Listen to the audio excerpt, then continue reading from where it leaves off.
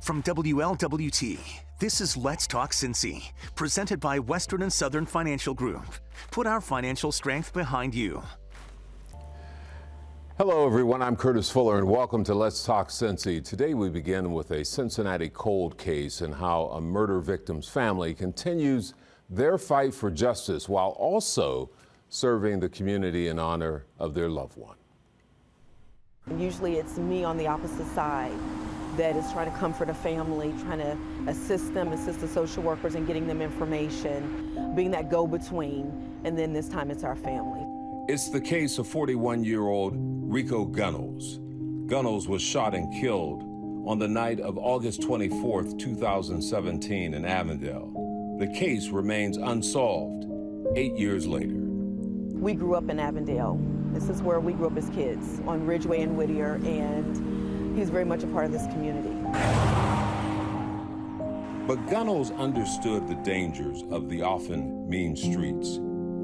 His sister says he was known as someone who tried to promote community unity by throwing even cookouts for families impacted by gun violence. He loved to cook, he loved family and friends, and he was that type of person that was known as a gentle giant with a huge heart. And he actually had a cookout for the last 14 years of his life for friends that were being murdered in the community of Avondale. We want to share his heart with the community, which they already know. Just giving back to the community of Avondale, for which my brother loved.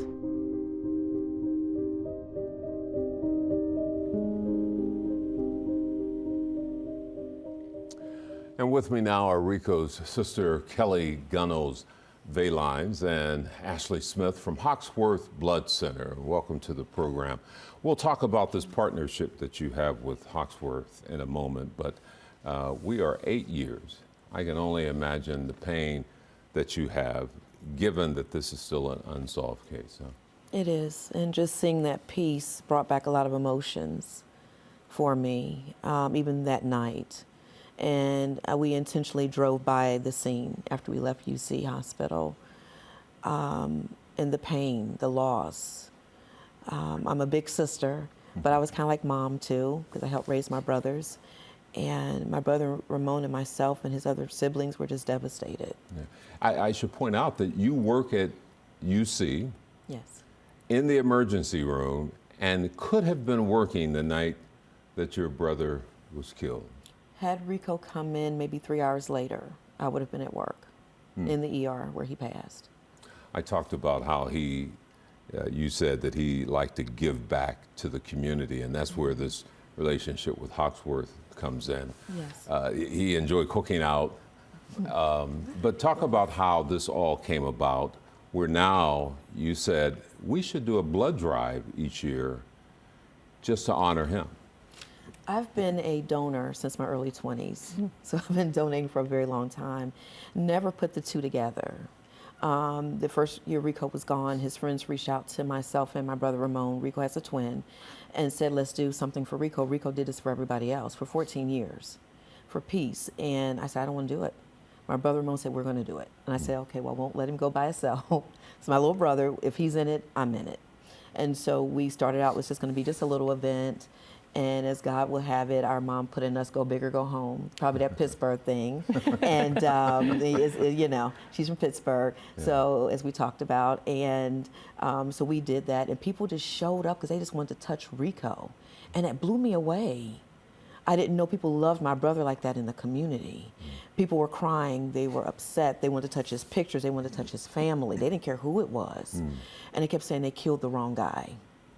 And so we had the event, as you showed on the screen here on the news for everyone, with the balloons being released. That was the first year we were like, we're missing Rico, and we're doing this. And when she comes to Hawksworth, I mean, the need for blood, I think people truly don't understand that need. Yeah, you just expect it's going to be there, right? When you need the blood, it's going to be there. But without donors, you know, blood can't be manufactured. It's only from donors. And the other thing is, you know, we need donors that look and come from a lot of the same places. So ethnicity really comes into this as well. And less than 1% of donors in the Cincinnati area are non-white. So we need that number to increase. And Kelly's doing a great job of trying to do that because, again, when you need the blood, you want it to be there, and it's not going to be there without the donors.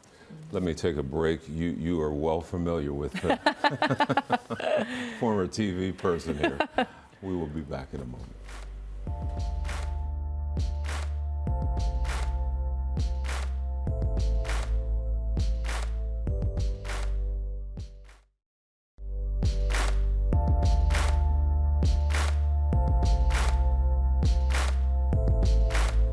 Welcome back now, continuing this conversation with Kelly, sister of a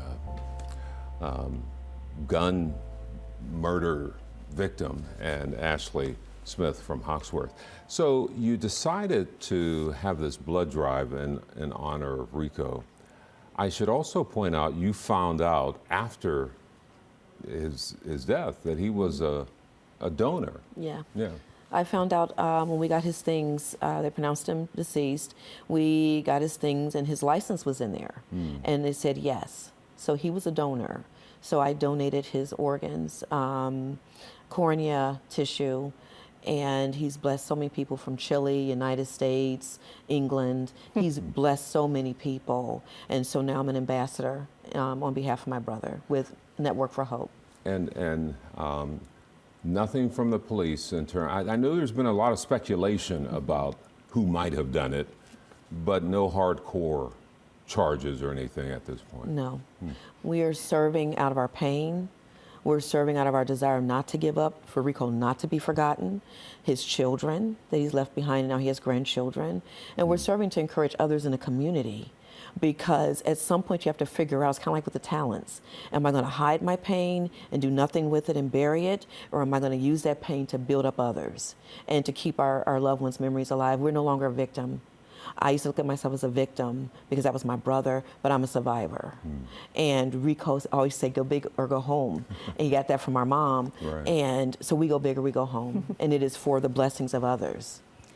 I know that their annual event is important, but you would probably tell people this is an ongoing challenge. Yeah, we need regular donors. We need those donors that come in the door when they're eligible, right? And just keep doing it because, you know, not only are, you know, maybe the donors are aging out sometimes, that happens a lot, but we're still having traumas. It was a violent summer here in Cincinnati. I mean, we all know that, but things are still happening throughout the year. You know, they're just different. Maybe in the summer it was a little bit more gun violence. Now people are traveling more. So now you're looking at car accidents. So there's always something. So we really need those donors that can continually give so that that blood is always on the shelves. And they need to tell people, you know, it's great that Kelly gets the word out there and tells people that she's a donor, because then they say, well, if she can do it, I can do it. And then we get those numbers up. So yeah, we always need those blood products. Well, thank you very much. I wanted to make sure we share your brother's story. And, you know, even though it's been 8 years now, sometimes people will forget, but it's important to remind people of not only the pain of that night, but what has occurred since then, plus show how the family is surviving and thriving. Yes. Yeah, I appreciate that. Well, and good luck to you with the ongoing efforts. Thank you. All right. Well, coming up next, we have an interesting story. Ohio's first drug court established right here in Cincinnati and Hamilton County, celebrating 30 years of life-changing work when Let's Talk Cincy continues.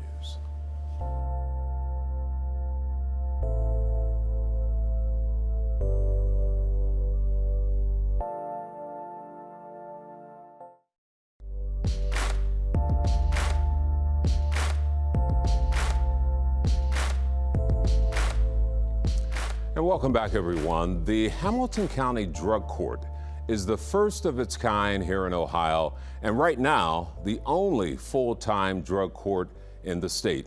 Celebrating its 30th anniversary, Drug Court is currently under the leadership of Judge Nicole Sanders.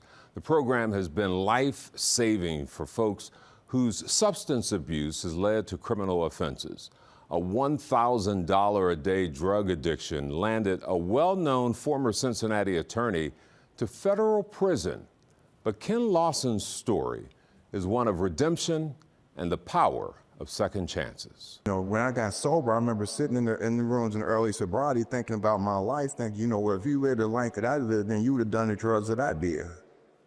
You know, and I come to learn through recovery, it wasn't so much what happened to me that made me turn out to be a drug addict and an alcoholic and end up in prison and ruining my life. It's not what happened to me, it's the way I reacted to it.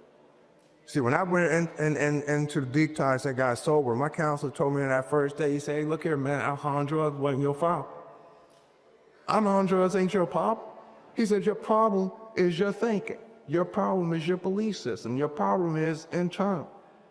Because from a very young age, here's what I believed. I can't tell you how old I was when I started believing this. Maybe 8 or 9, but I really did believe that if I wanted to feel this hole in my soul, this emptiness that I would feel. I mean, I could sit in class and feel apart from everybody else. I was raised Catholic. And I was sitting in church thinking, all you guys in here seem to understand how to be good. Y'all seem to get this stuff.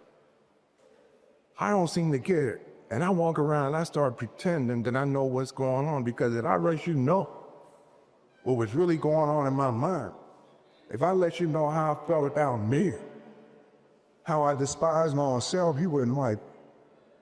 So I'm not gonna let you know that I'm scared of you. I'm not gonna let you know that I feel like inferior to you. And so my wife ended up finding a job in Hawaii. That's how we got to Hawaii. And so I went out there, I had a federal case pending. And I went to the Judges and Lawyers Assistant Program out there. Probation would I would go out there for 2 weeks and come back to Cincinnati. And they said, when you go out to Hawaii, you gotta meet with these judges and lawyers in recovery also and get your sheet signed to show us that you know, doing your thing. So I went out there and told them, you know, in Hawaii, told them my story. So the director at that program was a lawyer. He said, hey man, do you want to go to the law school and tell the ethics class your story? I said, hell no, I don't want to go to the law school and tell the ethics class about me being a drug addict. And I said, I don't mind telling you because you do the same thing I do. But you, right? And so I called my sponsor back in Ohio. I said, man, they want me to go to this law school and tell these students about me being an addict. He said, what I tell you, man, when you came in recovery, your job is to be a service to God and his children. That's your job. God's job is to run your life. You see, you tried to run your life. You thought you knew what was best for you. It's got you on your way to prison. So why don't you go and talk to these students, see if you can help one of them not end up like you, and he hung up on me. And that's what I did. That was an amazing testimony you gave to the folks here. Talk about the importance of this court and your message to them today. Well, the court gives hope. I mean, addiction, you know, knows no boundaries. Doesn't matter how much money you make, what color you are, what your profession is. I mean, it knows no boundaries.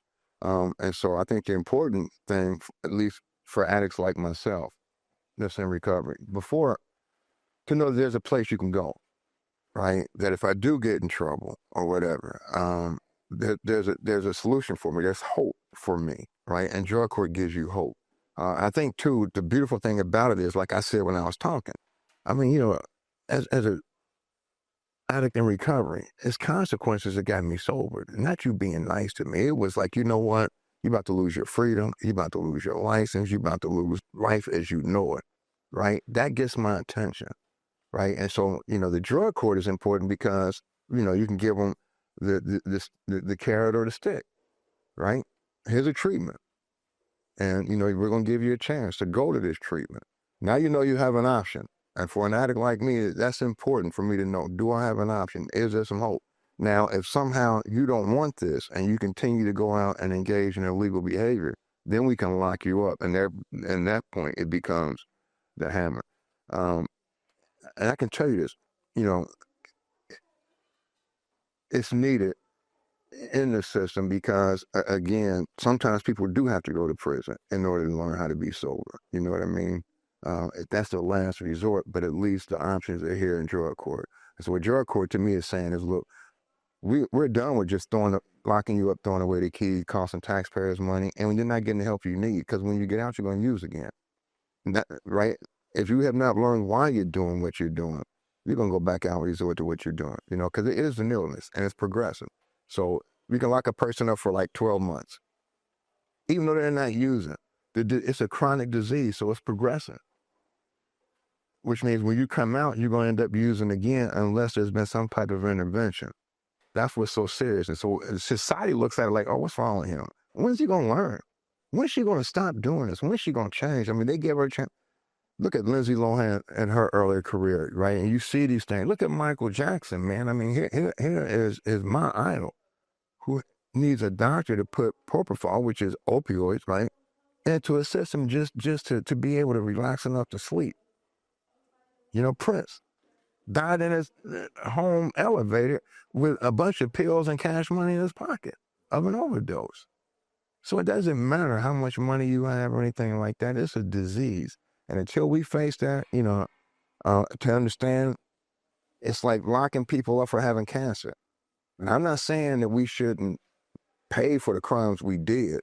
That's a separate issue. The question is, what is the cause of it, right? You cannot be a drug addict or an alcoholic and be and not engage in things that are immoral or just bad. It's just not going to happen. Yeah. The phrase justice and compassion was used today, and that would seem appropriate. It's interesting, you still refer to yourself in the present tense of I am an addict. Yeah. Why is that so important? Because it's like a diabetic, right? I have diabetes, right? So even though I take my shot every day, and I'm always going to be an addict in recovery, period. Because it is a progressive disease, and so I have to treat it. I treat mine by going to NA, and it's a spiritual program, right? Because some people say it, some don't agree. For me, it was spiritual, right? For me, it was allowing God to run my life, and then me being a service to Him and His children, right? And to live unselfishly. And all I can tell you is I didn't believe it at first. I'm telling you right now, when they kept saying, do this and your life is going to change, do this and your life is going to be amazing, I'm like, you know what? But I did it because I was so desperate not to use drugs again. I'm like, I'll do whatever it is. I mean, I would do whatever it is you tell me to do. I don't want to use no more. That's how desperate I was. So I'm doing these things, this spiritual program and making my amends and turning my life and will over to care of God and trying to help others. I'm doing these things, and I'm not thinking my life is going to get better. I think I have to run it. I just can't. All I'm going to tell you is, like I told you in there, when I got out of prison and I was sent back to the halfway house and the law school called, they like, come back up. That's how I got my job, right? Given without expecting nothing in return. I'm like, yeah, I'll go up and talk to the students again, right? And at that meeting is where I got the job that kept me from going back to prison. That's parlayed in me being the only tenured law professor in the United States with a criminal record, right? How does that happen? And so I started learning, if I just keep giving, and without expecting, because normally if I give you $10, I'm going, and if I say you don't have to pay me back, I'm still going to expect a favor from you. You know what I mean? If somewhere down the line, if you tell me no, I'm going to be like, man, you remember that $10 I loaned you? You know what I mean? And so I had to learn that that's not really giving without expecting nothing in return. That's me being manipulative, right? That I'm going to do something for you. It looks like I'm being really nice. There's something I'm going to call a favor on it. For example, let me just say this one last thing. Yeah. Like if I walk into the court, this happened to me a few years ago, and I tell my students, I said, I was at the mall, and these older ladies, they're taking their time. I open the door for them. I stand there and wait because they take a long time to get through the door. Neither one says thank you. They just walk right on. So I get mad. Then I had to check myself. Like, why are you mad at them? Right? Then I had to ask myself, what's your motive? When you opened the door for them, what was your motive? Was it to open the door to help the old ladies in? Or was your motive to have them say thank you so you can feel like you're a good person? Because if you're truly trying to help, it doesn't matter if they say thank you or not. That's not your concern. right? And so now when I get angry and stuff like that, I don't have to wait till the other person says they're sorry or whatever. I can check myself, like, what is causing your anger? Why are you upset at this person? Then I have to ask, what was your motive when you're interacting? Did you start it? Or if they are wrong, I have to forgive them.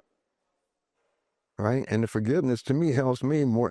And you've heard that, right? I mean, right? Just getting rid of that resentment. See, to me, my pride was always honest. Hey, man, you the crocodile. You never, right? And so now what I'm seeking is just peace. It used to be all these other things. And so now when I'm disturbed, I just want peace. So whenever I'm upset, I'm like, okay, now let's check. Let's see what's going on. Sometimes I have to call somebody, say, hey, Curtis, look, man, I'm mad at my boss. Here's what happened.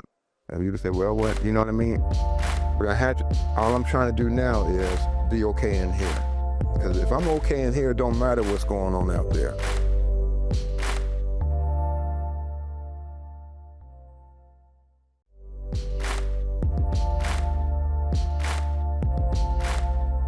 Your life now is good. Yeah. And just talk briefly about your life now. But now I teach, so I teach at the law school. I'm teaching criminal law, which I love, and I'm teaching, other criminal law classes. I'm running the Hawaiian Innocence Project right now. We have a podcast that's on Apple Podcasts from one of our cases. Amanda Knox is the host of so you'll hear my voice on that and how we got our client exonerated after serving 27 years in prison for a crime he didn't commit. DNA showed he didn't do it. And so life now, when I go in and teach, man, let me say this. I got disbarred in Ohio. I can never get my law license back again in Ohio unless something changes, right? And so, but if God has work for you to do, then when the walls come crumbling down, now think about this. I'm a disbarred lawyer that's been to prison, and I'm running the Hawaiian Innocence Project.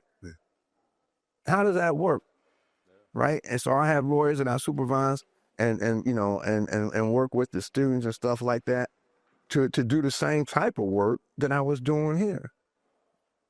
You know what I mean? And so when you ask how it is, I never left a class where I didn't feel good, right? Because I know I'm helping, right? So I love going to class. I love teaching. I tell my students all the time at the end, I don't know if you guys had fun, but I had a blast.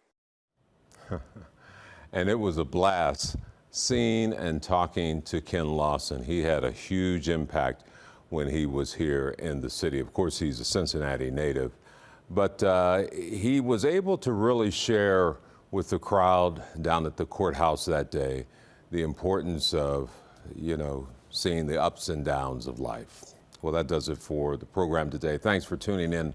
I'm Curtis Fuller. I'll see you next time for another edition of Let's Talk Cincy. Until then, have a good day and a better day tomorrow.